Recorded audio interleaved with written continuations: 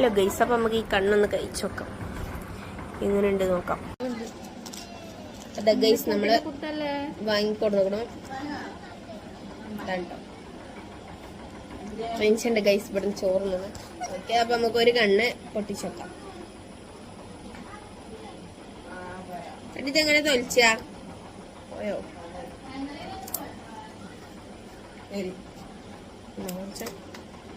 എനിക്ക് പൊട്ടിക്കാൻ പറ്റില്ല, അപ്പൊ നമ്മള് ഓന് കൊടുത്തു ഗൈസ്. കിട്ടി കിട്ടി കിട്ടി. ഓ, ഇതാണ് സംഭവം. ഓ, നല്ല ജെല്ലി കേട്ടോ. ഓ,